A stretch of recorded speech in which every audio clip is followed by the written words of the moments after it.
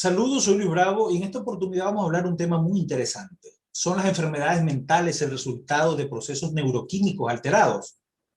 En primer lugar, tenemos fármacos que son llamados psicoactivos porque tienen una influencia clara en las funciones mentales. Así, por ejemplo, los alucinógenos son sustancias que producen alucinaciones y su uso se remonta a los orígenes de la humanidad y probablemente anterior a ella, ya que muchos animales la han usado y la siguen usando.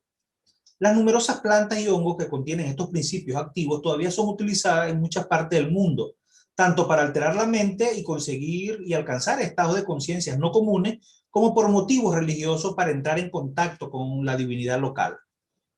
Aparte de los principios activos en la naturaleza, hoy se conocen muchas otras drogas llamadas de diseño, como la diatelamida del ácido lisérgico o conocida como LSD, que en los años 70 hizo mucho furor pues, en Estados Unidos y en Europa, y actualmente varias drogas de diseño que causan muerte frecuente en los jóvenes que las ingieren.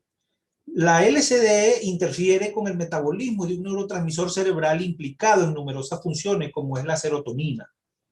Y aparte de los alucinógenos, otras sustancias químicas también son capaces de alterar la mente sirviendo de estimulantes como la cocaína o las anfetaminas que interfieren en el metabolismo de los neurotransmisores cerebrales dopamina y noradrenalina.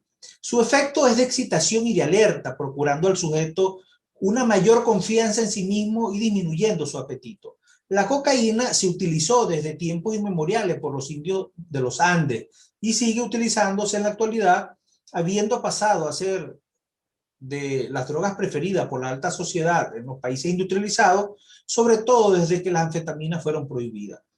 El hecho de que muchas sustancias interfieren en las funciones mentales ha llevado a usarlas como o con la intención, diría yo, de mejorar los síntomas de dos tipos de afecciones mentales: los trastornos afectivos y la esquizofrenia. Los trastornos afectivos son alteraciones de los estados de ánimo como la depresión.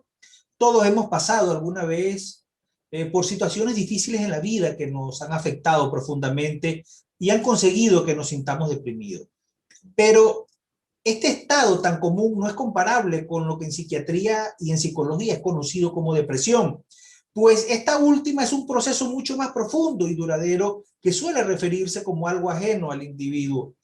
Aparte de ello, la depresión suele acompañarse de otros síntomas importantes como la pérdida del apetito, el insomnio, la pérdida de la autoestima, las sensaciones de culpabilidad y los pensamientos negativos. Suele presentarse en episodios con una duración de varios meses, incluso puede llevar a cabo el suicidio. En la década de los 70 del siglo XX, un fármaco llamado Reserpina era utilizado para controlar la hipertensión arterial, pero en aproximadamente en un 20% de los casos provocó depresión. Y hoy se sabe que la repertina produce una depresión de las catecolaminas, noradrenalina y dopamina, así como de la serotonina al interferir con su entrada en las vesículas sinópticas. Las catecolaminas y la serotonina son destruidas por una enzima llamada monoaminoxidasa, o MAO. Pues bien, algunos fármacos que inhibían esta sustancia y que fueron utilizados para combatir la tuberculosis producían un aumento del buen humor en los pacientes que la ingerían. En consecuencia, con estos datos se llegó a la conclusión de que la depresión era debida a un déficit de neurotransmisores. Algunos inhibidores de la recaptación de serotonina en las terminales sinápticas, como el Prozac, se han hecho muy famosos y son utilizados por millones de personas en el mundo. Pero los hechos no son tan sencillos y las intenciones y las interacciones entre los neurotransmisores con el cerebro están todavía muy lejos de ser entendidas completamente. Por ejemplo, la cocaína aumenta los niveles de noradrenalina en la hendidura sinóptica, pero no es un antidepresivo. La otra gran afección de las funciones mentales son las esquizofrenias. Esta palabra fue introducida por el psiquiatra suizo Eugene Bleuler y significa mente escindida. Se caracteriza por una pérdida de contacto con la realidad, llamada también desrealización, y por la alteración del pensamiento, de la percepción y de algunos estados de ánimo. Es muy probable que se trate de varias enfermedades, de ahí que algunos autores hablen de esquizofrenia en plural.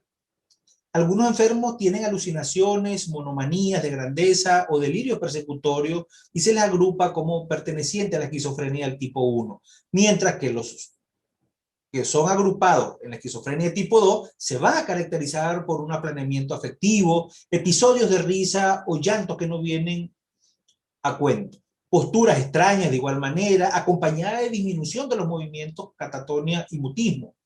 Por desgracia, algunos enfermos muestran síntomas de ambos grupos, por lo que no queda claro si se trata de dos afecciones distintas.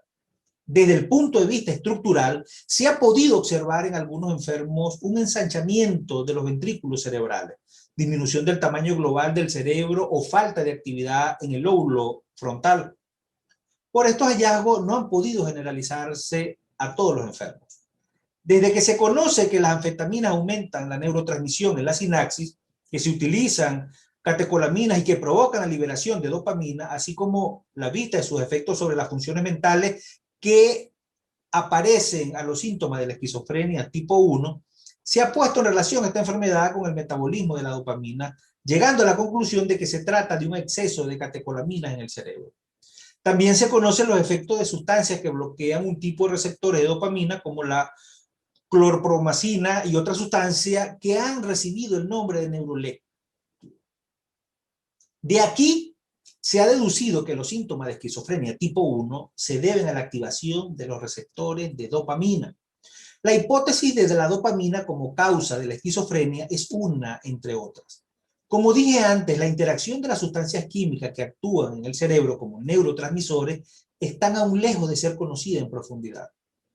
Hemos podido mejorar algunos de los síntomas de estas enfermedades mentales gracias a los fármacos, pero seguimos sin conocer sus causas para poder erradicarlas completamente.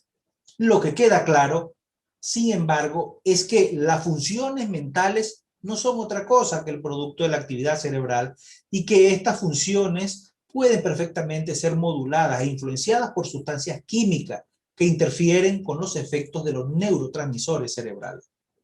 Soy Luis Bravo y nos vemos en una próxima oportunidad, donde estaremos estudiando el cerebro humano y el universo que lo circunda.